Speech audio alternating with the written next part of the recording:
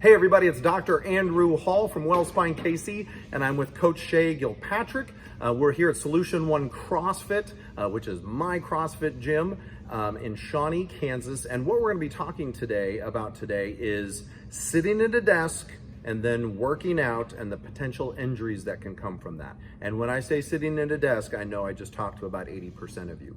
And sitting at a desk, and then let's throw in, due to COVID, everyone's at their at-home workstations, which frankly aren't that good. So we want to talk about some of the reasons why we're seeing more injuries from that and what you need to do to counterbalance that sitting when you come into the gym. And this isn't just a topic that's come up recently during COVID. This is a topic that we've talked about as chiropractors.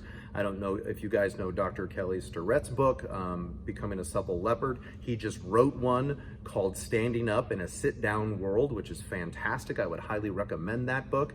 And again, a lot of us healthcare providers are coming continually back to the sitting and the sedentary lifestyle that we see and how dangerous it is. And I love this slide right here. It is.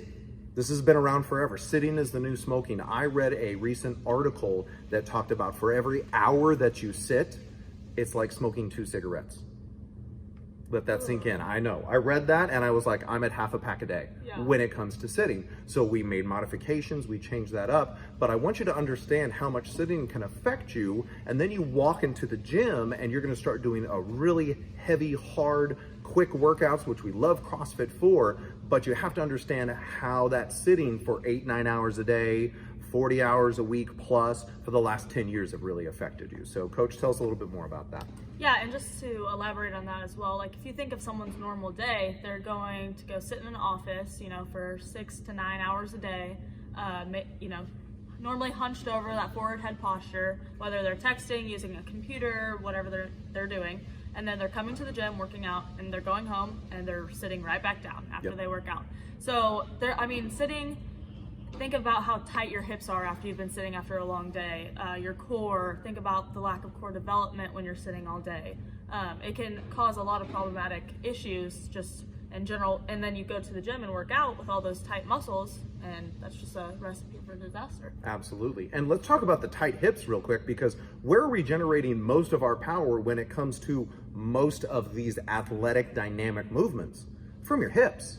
But if your hips are too tight that you can't generate the force and the power to get under a clean and jerk, to be able to do a kettlebell swing properly, guess where all of that force is being directed to? Directly into your low back or into a shoulder. And we've already talked about this on a couple other videos. So you want to know more about that, check out our video that we did on forward head posture. So that's one of the reasons why sitting is so dangerous, is because of that continual forward head posture. And I'll tell you right now, 80% of the low back issues that come into my office are not really low back issues. They're neck issues. It's showing up in the low back, but it starts in the neck because of this. And we all know when we bring the head forward like that, it throws your center of gravity off. And wherever your center of gravity is going, that's where your body's going. So when the head comes forward, your body hates that. So you arch your back to bring it back into alignment. And all of those forces that should be evenly distributed down through your legs, through the pelvic girdle, end up right at L5. And guess where we see the most disc herniations in people? At L5, because of that amount of sitting. So what we want you to do in order to counteract that, in order to, repair some of the damage that's done by sitting, is number one, come in early and stretch out. Imagine that. There's usually about 10 minutes of stretching going on before that. And I know I've been bad about this, where I'm running late and I just jump into the workout. Please don't do that. Please don't do that, because you need to take that time to get your body moving again, because you've probably been sedentary for the last 8 to 9 hours. And then the second thing that really counteracts a lot of sitting is squats. And no, I don't mean getting under that barbell and doing your body weight.